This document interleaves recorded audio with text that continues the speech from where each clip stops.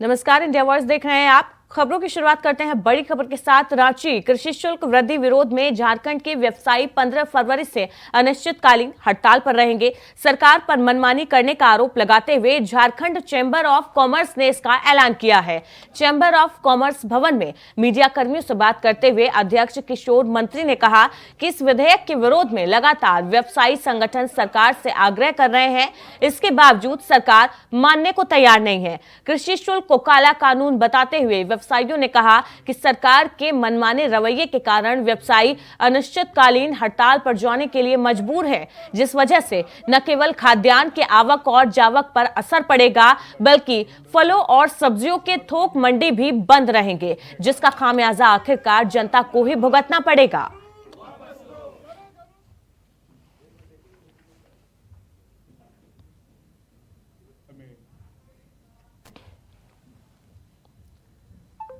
इसी खबर पर ज्यादा अपडेट के लिए रांची से हमारे साथ हमारे संवाददाता राकेश कुमार लाइव जुड़ गए हैं। राकेश, कृषि शुल्क वृद्धि के विरोध में व्यवसायियों ने ऐलान कर दिया है कि झारखंड के जो व्यवसायी हैं वो अनिश्चितकालीन हड़ताल पर जाने के लिए मजबूर है सरकार के इस कृषि शुल्क वृद्धि के चलते। देखिए, ये बड़ा मामला लग रहा है और जिस तरीके से राज्य के कहीं न कहीं व्यवसायी अपनी मांगों को लेकर बार बार बातचीत कर रहे थे सरकार से और उनकी कोशिश थी कि किसी तरह का कोई अन्य कर नहीं लगाया जाए, लेकिन राज्य सरकार ने 2% के रूप में कृषि कर लगाने की घोषणा की थी और इसके बाद से विधानसभा में पारित भी कराया गया और कहीं न कहीं से विधेयक को पारित कराने के बाद से अब इसे लागू कर दिया गया है। तो ऐसे में साफ तौर पे व्यवसायियों का कहना है कि पहले से वे जीएसटी देते आ रहे हैं, बाकी कर भी देते आ रहे हैं और राज्य में अगर इस तरह का कानून बनता है, इस तरह के टैक्स लिए जाते हैं तो अतिरिक्त बोझ उन पर भी पड़ेगा। साथ साथ ये भी माना जा रहा है कि महंगाई में भी बढ़ोतरी होगी। तो ऐसे में साफ तौर पे आज से उन्होंने आंदोलन का आह्वान किया है और इसी कड़ी में उन्होंने पूरी व्यवसायिक प्रतिष्ठानों को आज बंद रखने का निर्णय लिया है राज्य भर में और कई जगहों पर विरोध प्रदर्शन भी करने का मन बनाया है। जी बिल्कुल राकेश, जब ये कानून या विधेयक लाया गया तो क्या इस बारे में व्यवसायियों से राय नहीं ली गई, किसानों से बात नहीं की गई, क्योंकि कृषि शुल्क को व्यवसायियों ने काला कानून बताया है। क्या इस कानून में, इस विधेयक में प्रावधान रखे गए हैं जिसके चलते किसान और व्यवसायी नाराज नजर आ रहे हैं? देखिए, किसानों के साथ बड़ी विडंबना है, खास करके तो उनके उपज को लेकर कोई ऐसी प्रबंधन या व्यवस्था नहीं बनाई गई है जिससे उनका जो उत्पाद है उसको सही तरीके से बेचा जा सके, उनको कीमतें मिल सके। और ऐसे में जो व्यापारिक मंडी है, खास करके बाजार समिति की तरफ से जो चलाए जाते हैं राज्य भर में, वहां पे कहीं न कहीं अब टैक्स के रूप में 2% अतिरिक्त राशि का भुगतान करना पड़ेगा सरकार को। तो ऐसे में कहीं न कहीं ये भी माना जा रहा है कि महंगाई के साथ साथ बाकी बोझ तो बढ़ेगा ही बढ़ेगा। साथ साथ ये भी माना जा रहा है कि जो खास करके ब्यूरोक्रेसी होती है, खास करके अफसरशाही होती है, वे भी व्यवसायियों पर और किस्तों पे हावी होते जाएंगे। तो ऐसे में ये सारी चीजें कहीं न कहीं उनके लिए निगेटिव के रूप में आएंगी और आने वाले समय में इसकी परेशानी अलग से होगी। उनका साफ तौर पे कहना है कि पहले से बाकी कर जिस तरीके से राज्य में लिए जाते हैं उसका भुगतान सरकार को वो करते आ रहे हैं और ऐसे में इस तरह का कर अगर अतिरिक्त रूप से लगाया जाता है तो कहीं न कहीं उनको परेशान करने की कोशिश की जा सकती है और आने वाले समय में आम लोगों पर भी बुरा असर पड़ेगा। जी बिल्कुल, कारोबारी हड़ताल पर हैं, जिसकी वजह से खाद्यान्न के आयात निर्यात पर असर पड़ेगा, फलों और सब्जियों के थोक मंडी पर भी इसका बड़ा असर पड़ेगा। क्या कुछ इन कारोबारियों की मांग है? क्या विधेयक को वापस लिया जाए या फिर उसमें संशोधन करने की मांग की जा रही है? देखिए, व्यापारियों का सीधे तौर पे कहना है कि इस कानून को किसी भी स्थिति में लागू नहीं कराना चाहिए और साफ तौर पे उन्होंने कहा है कि इस कानून को वापस लिया जाना चाहिए। हालांकि सरकार की तरफ से सबसे पहले विधानसभा में इसे पारित कराया गया था, इसके बाद से गजट के लिए राजभवन भेजा गया था और राजभवन में एक बार राज्यपाल ने इसको नामंजूर करते हुए वापस कर दिया गया था। तो लास्ट से विधानसभा के सत्र के दौरान फिर से इसे लागू कराया गया, पारित कराया गया और एक बार फिर से इसे गजट के लिए भेजा गया। तो ऐसे में सरकार की तरफ से जो पहल की गई है कि 2% कर अतिरिक्त रूप से लिया जाएगा, उसका सीधे व्यापारियों ने विरोध किया है और उनका साफ तौर पे कहना है कि इसे अगर वापस नहीं लिया जाता है तो उनका आंदोलन तेज होता चला जाएगा। जी बिल्कुल राकेश, अब देखना होगा कि कारोबारियों की इस हड़ताल का सरकार पर क्या असर पड़ता है। क्या कुछ सरकार इस मामले पर संज्ञान लेकर कार्रवाई करती है? बहुत बहुत शुक्रिया इस अपडेट के लिए आपका। वहीं यूपी के सीतापुर में स्वास्थ्य विभाग की बड़ी लापरवाही सामने आई। डॉक्टर्स ने नसबंदी करने के बाद महिलाओं को फर्श पर लिटा दिया। ऑपरेशन के बाद महिलाओं को फर्श पर लिटाकर उनकी जान से खिलवाड़ किया जा रहा है, जिसका वीडियो सोशल मीडिया पर वायरल हुआ है। तस्वीरें आप देख सकते हैं, ये अस्पताल की तस्वीरें हैं जहां पर इन महिलाओं का ऑपरेशन किया गया और ऑपरेशन के बाद इनको जमीन पर फर्श पर लिटाया गया है। इसका वीडियो सोशल मीडिया पर वायरल हुआ है।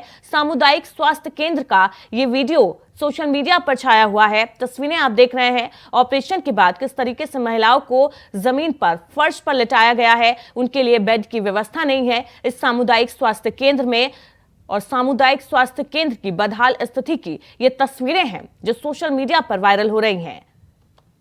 हालांकि स्टाफ नर्स का कहना है कि महिलाओं को गद्दा दिया गया है, लेकिन बावजूद इसके आखिर इन महिलाओं के लिए बेड का इंतजाम क्यों नहीं किया गया, इस पर स्टाफ नर्सों के पास कोई जवाब नहीं था। तस्वीरें आप देख रहे हैं सीतापुर के एक सामुदायिक स्वास्थ्य केंद्र की ये तस्वीरें हैं, जहां पर महिलाओं का नसबंदी का ऑपरेशन किया गया और उसके बाद उनको बेड पर लिटाने की बजाय फर्श पर, जमीन पर लिटाया गया है। तस्वीरें आप देख रहे हैं किस तरीके से सामुदायिक स्वास्थ्य केंद्र की बदहाल की बदहाल हालात बयां करते हुए ये तस्वीरें सोशल मीडिया पर वायरल हो रही हैं।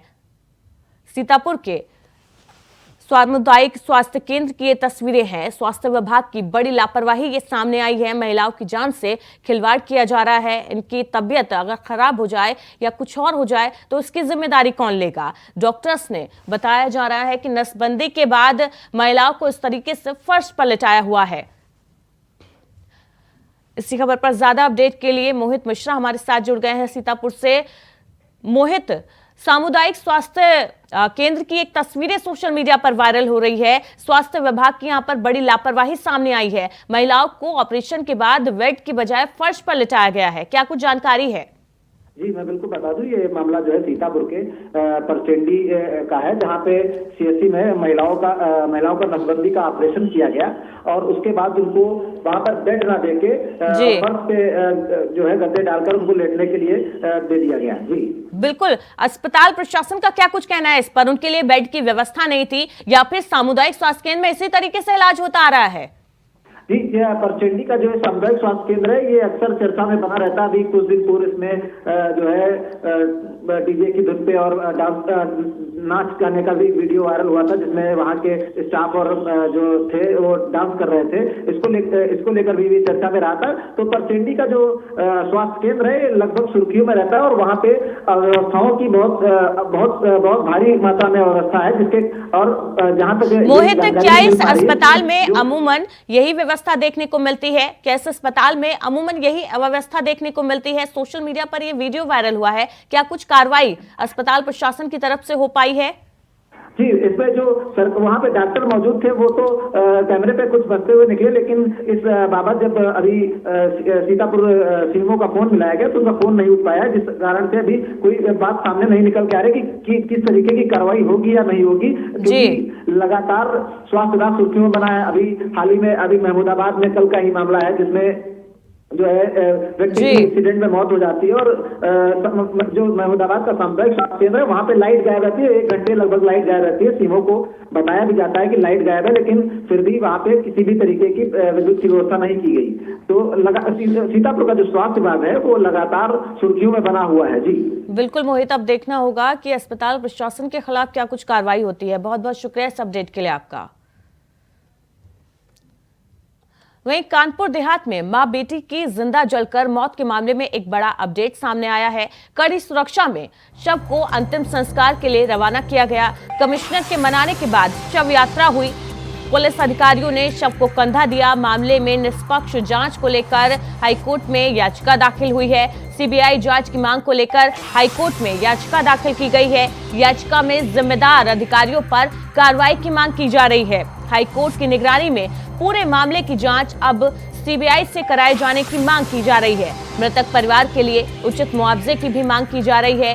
कल तक जो परिजन थे वो जिद पर अड़े थे कि मुख्यमंत्री योगी आदित्यनाथ वहां पर आए, उनसे मुलाकात करें, उनकी मांगों पर संज्ञान ले, उसके बाद ही वो शव को पोस्टमार्टम के लिए ले जाने देंगे। लेकिन आज मौके पर आला अधिकारी पहुंचे। काफी समझाने के बाद परिजन अंतिम संस्कार के लिए राजी हुए हैं और हाईकोर्ट में भी इस पूरे मामले को लेकर याचिका दाखिल की गई है, जिसमें सीबीआई जांच की मांग की जा रही है। साथ ही जो जिम्मेदार अधिकारी है, जो लापरवाह अधिकारी हैं इस मामले में, उन पर कड़ी कार्रवाई की मांग की जा रही है। साथ ही मृतक परिवार के लिए उचित मुआवजे की मांग की गई है। इलाहाबाद हाईकोर्ट के अधिवक्ता गौरव द्विवेदी ने यह याचिका दाखिल की है। इसी खबर पर ज्यादा अपडेट के लिए राम दीक्षित हमारे साथ जुड़ गए हैं। राम, कानपुर देहात से कल जो खबर आई थी कि मां बेटी की जिंदा जलकर मौत हो गई थी अतिक्रमण की कार्रवाई हटाने के दौरान, क्या कुछ अपडेट है इस पूरे मामले में अब तक? जी पूजा, बिल्कुल बताना चाहेंगे कि कानपुर देहात के मड़ौली थाना क्षेत्र मड़ौली गाँव में ये घटना हुई थी। अतिक्रमण हटाने के दौरान मां बेटी की झोंपड़ी में आग लगने के कारण मां बेटी की जिंदा जलकर मौत हो गई थी। वहीं पर ये मामला इतना तेज दिया था, राजनीति पक्ष जो विपक्ष था बिल्कुल राजनीति की रोटियां देख रहा था पूरे मामले पर।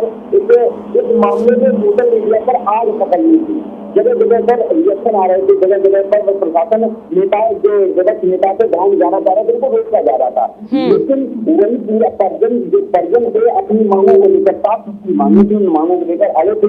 पहली मांग सबसे अहम मांग थी कि मुख्यमंत्री योगी आदित्यनाथ उस गाँव में आए, क्योंकि उनका वहाँ जो प्रशासन है उससे जरा भी भरोसा नहीं है, उनके आश्वासन पर कोई भी भरोसा नहीं जता रहे थे, जिसके चलते उन्हें योगी आदित्यनाथ को बुला रहे थे और साथ ही मांगे रख रहे थे। लेकिन बड़ी मशक्कत के बाद जब रात में डिप्टी सीएम रात लगभग 6 बजे सीएम ब्रजेश पाठक ने जब उनके वीडियो कॉल के जरिए मृतक के लड़के शिवम दीक्षित से बात की थी और पूरा आश्वासन का भरोसा जताया था और लगातार कहा था कि आप परेशान न होइएगा, मैं आपके परिवार के जैसा हूँ, आप मेरे परिवार के तरीके हैं और आप मुझसे पूरा भरोसा रखिए, कठोर कार्रवाई की जाएगी और आपकी जो भी मांगे हैं तत्काल उनके मांगों को पूरा किया जाएगा। यही पूरी मांग करते हुए परिजन को 1 करोड़ रुपए का मुआवजा दे, सरकारी नौकरी और 5 एकड़ जमीन देकर परिजनों को समझाया गया था। जब परिजनों ने पूरे मामले पर प्रदेश पाठक से बात करने वीडियो पर बात करने के बाद परिवार संतुष्ट हुआ था और फिर सबका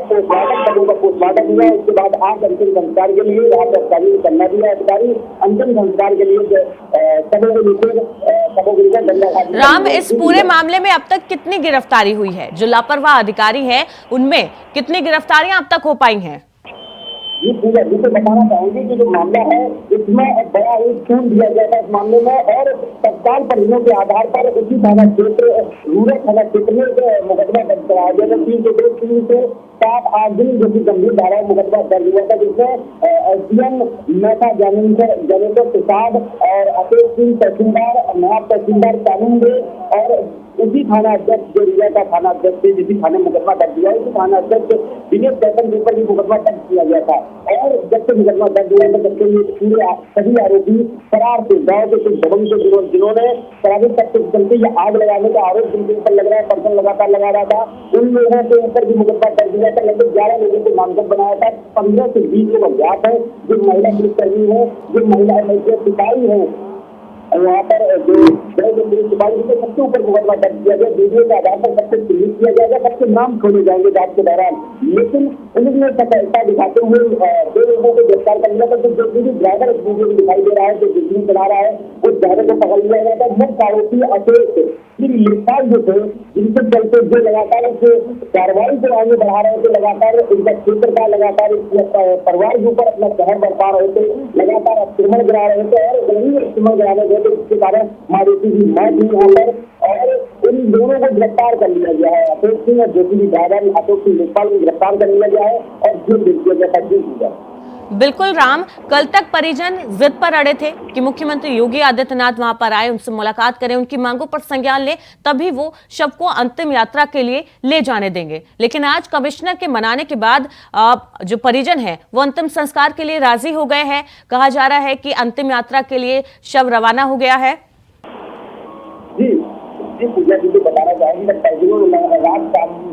6 बजे ब्रजेश पाठक से वीडियो कॉल के जरिए बात की थी। ये कौन कमिश्नर डॉक्टर राजशेखर महिला आयुक्त कानपुर के, उन्होंने बात की कि एनएसजी आलम की मौके पर मौजूद थे। उन्होंने परिवार को डिप्टी सीएम ब्रजेश पाठक की वीडियो कॉल पर बात की। वीडियो कॉल पर बात होने के बाद परिजनों को संतोषजनक आश्वासन दिया गया और उनकी जो मांगे की पूरी तुरंत मांगी गई और उन मांगों को लेकर तुरंत उनको सम्मान दिया गया। उनकी मांगे पूरी की जा रही है, जो मांगे उनकी पूरी कर दी गई। तो सरकारी नौकरी 1 करोड़ रुपया का मुआवजा और जो 5 एकड़ जमीन की बात नहीं है, वो 5 एकड़ जमीन अभी तक सर्जन लगातार कह रहे थे कि अब उनके जो पिता जी है उनसे आजीवन पेंशन देने की बात की है, लेकिन इस मांग को कहा है कि मांग को देखा जाएगा, इस मांग पर चर्चा की जाएगी, लेकिन जो भी मांगे हैं लगातार जहाँ तक माना जाए सरकार ने मांग ली है। जी पूजा। बिल्कुल राम, अब ये पूरा मामला इलाहाबाद हाईकोर्ट में पहुंच गया है, याचिका दाखिल की गई है। याचिका में क्या क्या मांग की गई है सीबीआई जांच की मांग को लेकर, इसके अलावा और कौन कौन सी मांग जो याचिका में दाखिल की गई है उसमें मांगे रखी गई है?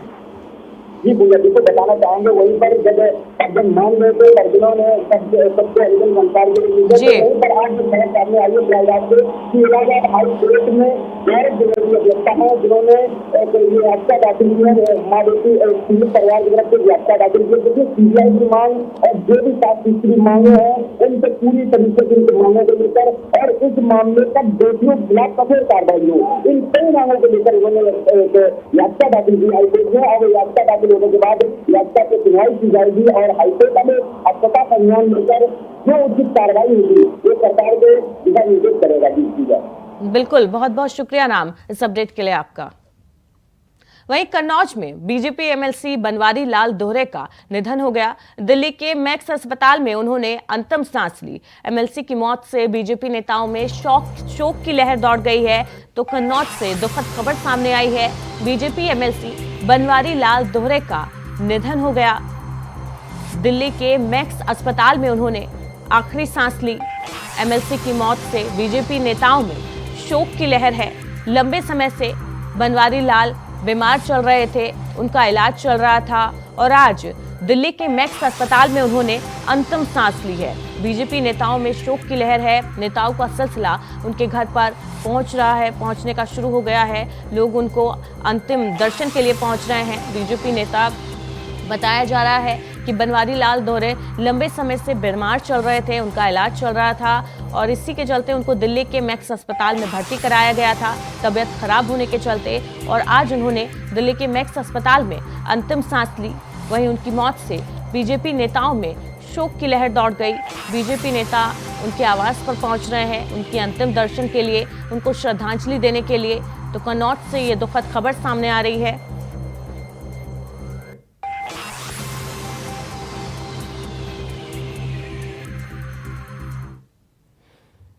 वहीं बिजनौर में महाशिवरात्रि के त्योहार के कारण हरिद्वार से कांवड़ियों के जत्थे अपनी मंजिल की ओर तेजी से बढ़ने शुरू हो गए हैं। कांवड़ियों को कोई दिक्कत ना हो, इसके लिए पुलिस प्रशासन ने सुरक्षा व्यवस्था चाक चौबंद कर दी है। साथ ही पुलिस ने कई जगह रूट को भी डाइवर्ट कर दिया है। जिले की सड़कों से अब तक 1 लाख से ज्यादा कांवड़िए गुजर चुके हैं। जानकारी दे दें आपको कि 18 फरवरी को महाशिवरात्रि का पर्व है। महाशिवरात्रि पर लाखों श्रद्धालु हरिद्वार से जल लेकर आते हैं। एसपी दिनेश सिंह ने बताया कि कांवड़ यात्रा के मद्देनजर सुरक्षा व्यवस्था चाक चौबंद है। कांवड़ियों को कोई दिक्कत ना हो, इसके लिए पुलिस ने पूरी व्यवस्था कर रखी है। सीसीटीवी कैमरे और ड्रोन से नजर रखी जा रही है। यातायात व्यवस्था पर सड़कों की भी निगरानी की जा रही है ताकि कांवड़ियों को किसी तरीके की कोई असुविधा ना हो, उनको दिक्कत ना हो।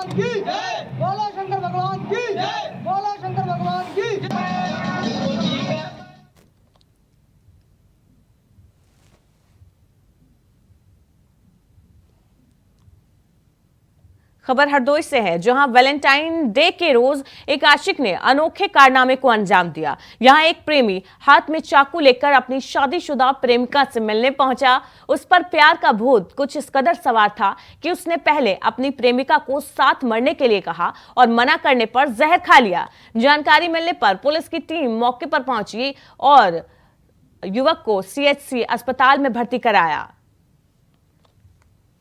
तो वैलेंटाइन डे के दिन हरदोई में एक अनोखे कारनामे को एक आशिक ने अंजाम दिया। थाना कोतवाली शहर के ततेरा गांव का रहने वाला एक व्यक्ति बिलग्राम में किसी से मिलने गया था। इस दौरान उसने कुछ जहरीला पदार्थ खाकर आत्महत्या करने की कोशिश की। पुलिस ने तत्काल उसको उपचार के लिए जिला अस्पताल भेजा है। प्रथम दृष्टया जानकारी पर पाया गया है कि इस प्रेम प्रसंग से संबंधित मामला है। इसमें अलग से विधिक कार्रवाई की जाएगी। वहीं मथुरा के वृंदावन में बदमाशों और पुलिस के बीच मुठभेड़ हो गई, जिसमें एक गोली लगने से बदमाश घायल हो गया। रविवार देर रात घायल बदमाश ने टशन में एक युवक की गोली मारकर हत्या कर दी थी। पुलिस ने सीसीटीवी कैमरे के आधार पर आरोपियों को हिरासत में ले लिया है और साथ में वारदात में साथ देने वाले 2 अन्य आरोपियों को भी गिरफ्तार कर लिया है।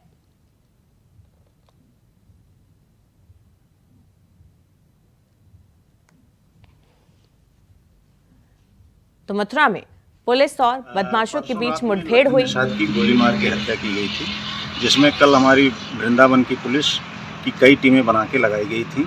टीमों ने जब सर्च किया तो सीसीटीवी फुटेज से एक हमको वीडियो मिला, जिसमें एक ई रिक्शा पर कुछ बदमाश हैं जिन्होंने ये घटना कारित की थी। पुलिस ने ई रिक्शा तलाशा और उसके साथ उसके ड्राइवर को गिरफ्तार किया। ड्राइवर ने उनके नाम बताए।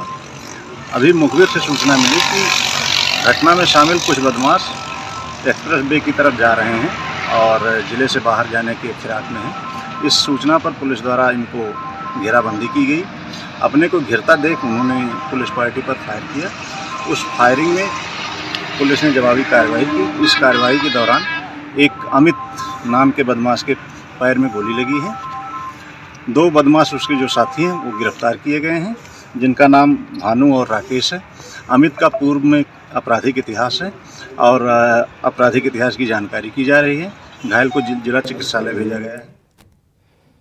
वहीं उत्तर प्रदेश के अमरोहा में पुलिस का ऑपरेशन लंगड़ा जारी है। वाहन चेकिंग के दौरान रजबपुर थाना पुलिस की बाइक सवार बदमाशों से मुठभेड़ हो गई। इस दौरान इसके पैर में गोली लग गई, जिसे इलाज के लिए जिला अस्पताल में रेफर कर दिया गया है। बदमाशों के ऊपर 25,000 का इनाम घोषित था। आपको बता दें, ये बदमाश एक सराफा कारोबारी से लूट के मामले में वांछित चल रहा था। उसके कब्जे से एक बाइक, एक तमंचा और 2 कारतूस बरामद किए गए हैं। श्रीमान पुलिस अधीक्षक महोदय अमरोहा श्री आदित्य लांघे महोदय के नेतृत्व व निर्देशन में जनपद अमरोहा में शातिर अपराधियों की धरपकड़ हेतु अभियान चलाया जा रहा है। इसी अभियान के क्रम में श्रीमान अपर पुलिस अधीक्षक महोदय अमरोहा श्री राजीव कुमार सिंह के नेतृत्व में आज थाना अध्यक्ष रजबपुर श्री रमेश शहरावत अपनी पुलिस टीम के साथ गश्त में मामूर थे कि जब यह गाँव चक रुस्तमपुर में समय करीब 9:45 बजे रात्रि चेकिंग करते हुए पहुंचे तो इनके द्वारा सामने सारे एक मोटरसाइकिल सवार व्यक्ति को चेकिंग के उद्देश्य से रोकने का इशारा किया गया। तो उस व्यक्ति द्वारा पुलिस पार्टी पर जान से मारने की नीयत से फायर करते हुए भागने का प्रयास किया, जिस पर पुलिस पार्टी द्वारा आत्मरक्षार्थ काउंटर फायर करते हुए इसको घेरने का प्रयास किया। पुलिस पार्टी द्वारा किए गए काउंटर फायर में इसके पैर में गोली लगी है, जो मौके पर ही घायल होकर गिर गया। वहीं बाहुबली मुख्तार अंसारी के बेटे विधायक अब्बास अंसारी को चित्रकूट जेल से कासगंज जेल में शिफ्ट किया जाएगा। आपको बता दें, आरोपी विधायक अब्बास अंसारी इस वक्त चित्रकूट जेल में बंद है। साथ ही जिला प्रशासन भी शिफ्ट करने की तैयारियों में जुट गया है। ये फैसला इसलिए लिया गया है क्योंकि उनकी पत्नी निकत बानो की जेल में गैर कानूनी तरीके से मुलाकात के बाद ये फैसला लिया गया है। आपको बता दें, अब्बास अंसारी मऊ विधानसभा से सदर विधायक हैं। मनी लॉन्ड्रिंग के मामले में चित्रकूट की जेल में वो बंद है।